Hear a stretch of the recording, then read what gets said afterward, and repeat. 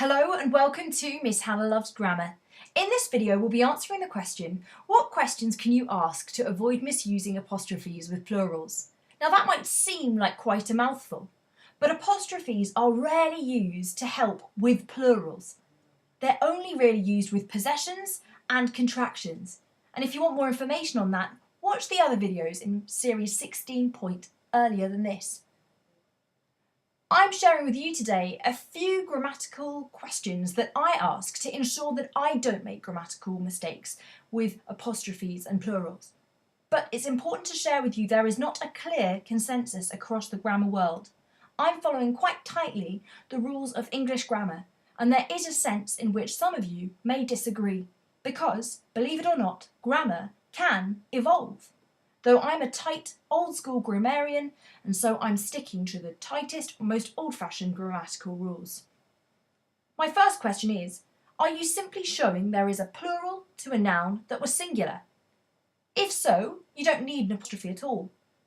If I referred to an apple as cheaper and sweeter at this time of year, and then I said apples are cheaper and sweeter at this time of year, I don't need an apostrophe because I'm simply adding an S. And I'm not referring to it as a possession or a contraction. There's neither of those in operation.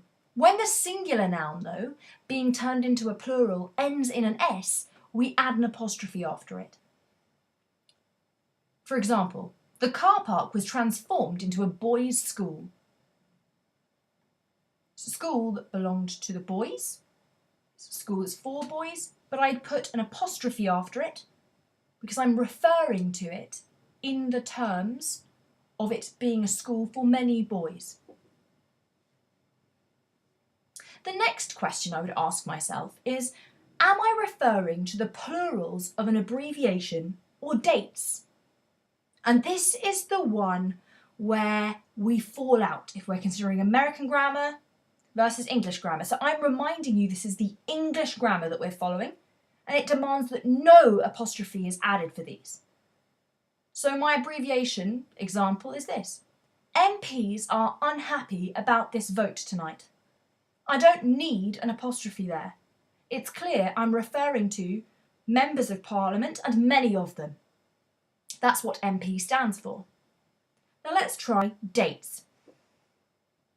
The 1980s was an iconic time for music. Now, in the English academic world, it's much often debated about whether an apostrophe should be used or not. Yet the English grammatical rule says we must never use an apostrophe like that. We simply use an S after it. The final question I would ask myself is, am I referring to the plurals of a singular letter or a number? If I am, I should be using an apostrophe for showing the plurals of, let's say, a single letter or the number. Let me give the example with the letter. We crossed the T's and dotted the I's on the paperwork. I'm referring to many T's and many I's, and yes, it's a figure of speech. But I would always use an apostrophe after each of those letters to identify that I'm referring to plurals.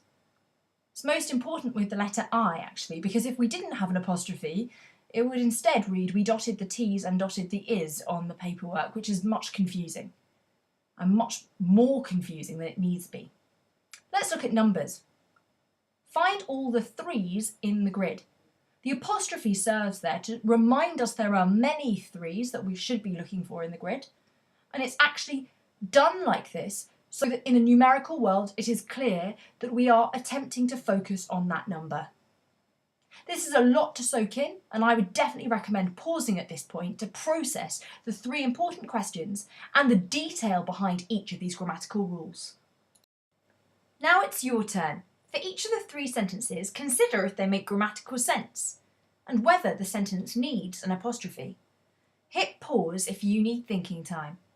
So, how did you get on? Your DVDs are incredibly well organised. Now this sentence makes grammatical sense.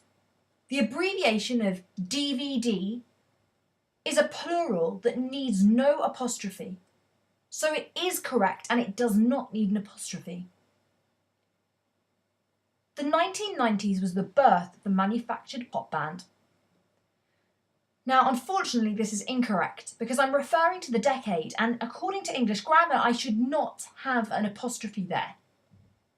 So instead, I remove the apostrophe, so it's simply 1990s without the apostrophe. And finally, Mississippi has 4 S's and 4 I's.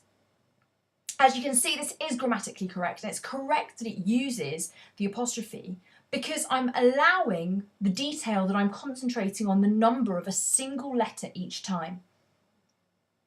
There is a huge amount of this formation of the plural, whether we use the apostrophe or not, that is down to our precision, and simply understanding the 3 questions forces us to remember that is a question sometimes of, am I dealing with an abbreviation?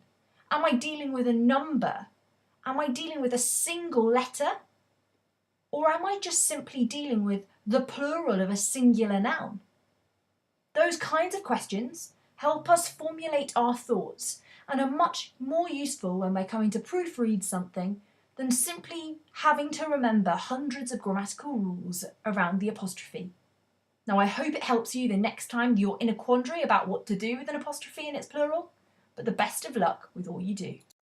Why not subscribe to Miss Hannah Loves Grammar for all things English, literary and grammatical?